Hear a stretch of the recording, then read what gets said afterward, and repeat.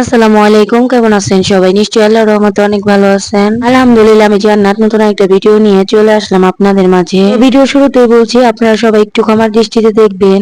আশা করি আপনারা নিশ্চয়ই আমার কণ্ঠ শুনে বুঝতে পারছেন। কড়াকড়ি ভাবে ঠান্ডা জ্বরে পেয়েছে আমাকে। আজকে 15 দিনের উপরে হয়েছে, ঠান্ডা জ্বর কমতেই যাচ্ছে না। তো এত মেডিসিন নিচ্ছে, কোনো মেডিসিনেই যেন কাজ হচ্ছে না। আমি একা না, আমাদের বাড়ির সবাইকে ঠান্ডা জ্বরে পেয়েছে। বাবার বাড়িতে আসছি গত 1 মাস আগে। আপনারা অনেকেই জানেন আমার মা খুব অসুস্থ। 3-4 মাস আগে অনেক বড় একটা অপারেশন হয়েছে। তো এখন অসুস্থ হচ্ছে না, আমাকে নিয়ে আছি খুব টেনশনের মধ্যে। এর মধ্যে জিয়াদ জিনিয়াকে নিয়ে আসছিলাম পাসপোর্ট অফিসে। আলহামদুলিল্লাহ, অনেক ঝামেলার পর পাসপোর্ট হাতে পেয়েছি অবশেষে। তো পাসপোর্ট হাতে পাওয়ার পর অনেকটা সময় মাঝখানে কেটে গেছে। এর মধ্যে জিমিয়ার আপু আমাদের ভিসা নিয়েছে। দিক দিয়ে প্রিয়জনের কাছে যাওয়ার আনন্দ, অন্য দিক দিয়ে খুব কষ্ট হচ্ছে মায়ের জন্য। তো আজকে যাচ্ছি পাসপোর্ট ভিসা নিয়ে এজেন্সিতে শিডিউল দিতে। 5 বছর আগে আমি আরেকবার গিয়েছিলাম সৌদি আরবে। তো আমি আর আমার মেয়ে এর আগে ওর বাবার কাছে সৌদি আরবে গিয়েছিলাম। আমাদের দুজনের পুরাতন পাসপোর্ট ছিল, কিন্তু কিছু ভুল ত্রুটির কারণে সেটা সংশোধন করতে হয়েছে। এই পাসপোর্ট সংশোধন করতে গিয়ে অনেক ঝামেলার মধ্যেও পড়তে হয়েছিল।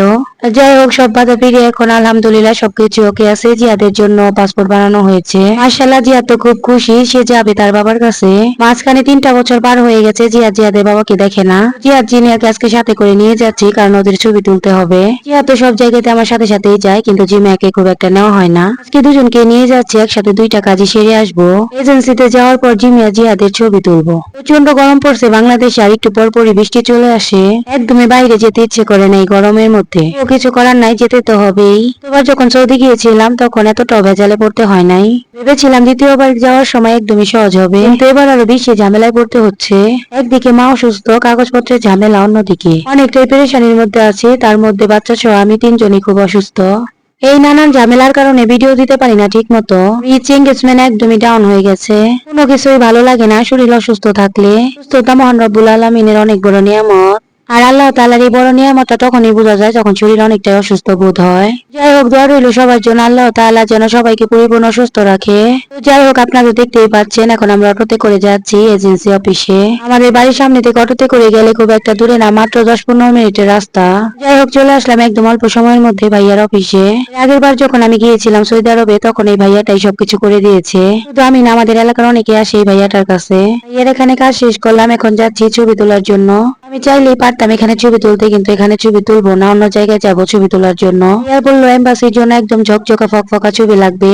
তাই এখন আমি চলে যাব আমাদের নবাবগঞ্জের বাজারে। আমি আগেই সবকিছু সুন্দরভাবে গুছিয়ে রাখছি, আমাকে যেন এম্বাসিতে গিয়ে কোনো ভেজালে পড়তে না হয়। এই তো চলে আসলাম নবাবগঞ্জে ছবি তুলতে। এখানেও বেশ কিছুটা সময় চলে যাবে। 3জনের ছবি তোলার পর আবার প্রিন্ট করে বের করে দিবে। একটা সময় নিয়ে ধৈর্য সহকারে বসে থাকতে হবে। এই ভাইয়াটার দোকানে মোটামুটি মানুষের ভিড়ও আছে। প্রচন্ড গরমের মধ্যে অসুস্থ শরীর নিয়ে অনেকটা কষ্ট হচ্ছিল। তো কি আর করার, পরের দেশে যাওয়া ঝামেলা অনেকটাই। কিছু অল ক্লিয়ার থাকতে হবে, না হলেই ভেজাল। যাই হোক, দেখতে তো পাচ্ছেন প্রথমে জিহাদ ছবি তুলছে। মাশাআল্লাহ মাশাআল্লাহ, জিহাদ খুব লক্ষ্মী, যেভাবে থাকতে বলা হয় জিহাদ ঠিক সেভাবেই থাকে।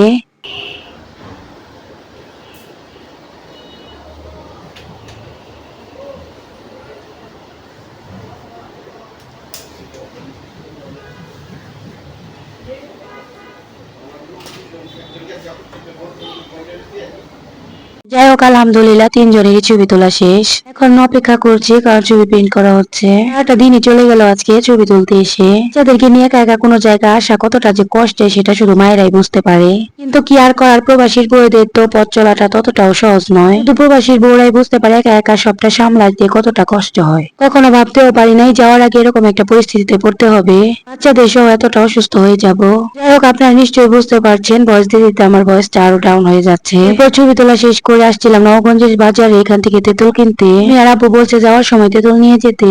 তাই ভাবলাম নবগঞ্জে তো এসেছি, এখানে ভালো তেঁতুল পাওয়া যায়, এখান থেকে তেঁতুল নিয়ে যাই। এই বাজার এত পরিমাণ ভিড়, মানুষকে ঠেলে ঠেলে হাঁটতে হচ্ছে। বিশাল বড় এই বাজার, সবকিছুই পাওয়া যাচ্ছে এই বাজারে। আমি শুধু তেঁতুল কিনতে আসছি আর তেঁতুল কিনেই চলে যাচ্ছি। বাচ্চারাও খুব বিরক্ত হচ্ছে, আর আমারও ভালো লাগছে না অসুস্থ শরীর নিয়ে হাঁটতে। সুস্থ মা আছে আবার বাড়িতে, এমনি তো ভাবি আর আমি কোনো জায়গায় আসলে আমাদের থাকতে হয় দূরের উপরে। নবগঞ্জে আসার আগে ভাবিও আসছিল আমাদের সাথে। ভাবিরও কিছু কেনাকাটা করার আছে। একদম নাজেহাল অবস্থা তেঁতুল কিনতে এসে।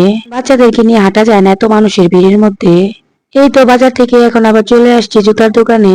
অনেক সুন্দর সুন্দর জুতা পাওয়া যায় এই দোকানে। এখান থেকে জিমিয়ার জন্য এক জোড়া জুতা কিনে নিলাম। জিমিয়ার জন্য কিছু শপিং এর আগে করেছিলাম। আজকে যা যা বাকি ছিল ওর শপিং শেষ করলাম। তো কেনার আগে ওর জন্য জামাও কেনা হয়েছে, আর এখনই শেয়ার করলাম না আপনাদের সাথে। ইনশাল্লাহ জিমিয়ার জন্য কি কি ড্রেস কিনলাম অবশ্যই দেখতে পারবেন সামনের ভিডিওতে। ভাই এটা দোকানটা কিন্তু বেশ বড়, অনেক সুন্দর সুন্দর জুতা আছে এখানে। জিমিয়ার অলরেডি এক জোড়া কেস পছন্দ হয়েছে, এখন পরে দেখতেছে ঠিকঠাক ভাবে লাগে কিনা। ভিডিওর এই পর্যায়ে এসে একটা রিকোয়েস্ট করবো আপনাদের কাছে, আপনারা যারা খুব ধৈর্য সহকারে ভিডিওর এই পর্যন্ত দেখছেন, এখন একটা লাইক দেন নাই, লাইক দিতে ভুলে গেছেন। আপনাদের সুন্দর হাত দিয়ে একটা লাইক দিয়ে আপনাদের মূল্যবান মতামতটি কমেন্ট বক্সে কমেন্ট করে জানাবেন। যারা আজকে প্রথম আমার ভিডিওটা দেখতেছেন, নতুন আছেন, ইউটিউব থেকে দেখে থাকলে আমার চ্যানেলটা সাবস্ক্রাইব করে নোটিফিকেশন অন করে রাখতে পারেন। যারা ফেসবুক থেকে দেখতেছেন তারাও প্লিজ প্লিজ প্লিজ একটা ফলো দিয়ে দিন। ইনশাআল্লাহ আমি নতুন নতুন ভিডিও আপলোড করার সাথে সাথে আপনারা নোটিফিকেশন পেয়ে যাবেন। যারা আমার ভিডিওগুলি ভালোবাসে প্রতিনিয়তই আমাকে লাইক কমেন্টের মাধ্যমে নতুন নতুন ভিডিও বানাতে উৎসাহিত করেন, তাদের জন্য রইল মন থেকে অনেক অনেক ভালোবাসা ও শুভকামনা। যদি আমার ভিডিওতে বা আমার কথার মধ্যে থেকে থাকে কোনো ভুল ত্রুটি, দয়া করে একটু আমার দৃষ্টিতে দেখবেন আশা করতেছি। মাশাআল্লাহ মাশাআল্লাহ, এই যে দেখেন আমার ভাস্তি, সে তো আমাকে ছাড়া কিছুই বুঝে না। আমার আম্মুটাকে রেখে যেতে আমার খুব কষ্ট হবে। যাই হোক, সবাই ওর জন্য দোয়া করবেন, আল্লাহ যেন সবসময় ওকে সুস্থ এবং সহি সালামতে রাখে। পরবর্তী ভিডিও দেখার আমন্ত্রণ জানিয়ে আজকের মতো বিদায় নিচ্ছি আপনাদের কাছ থেকে। দেশে বিদেশে যে যেখানে আছেন সবাই ভালো থাকবেন, সুস্থ থাকবেন। ধন্যবাদ সবাইকে পুরো ভিডিওর সাথে থাকার জন্য। আল্লাহ হাফেজ।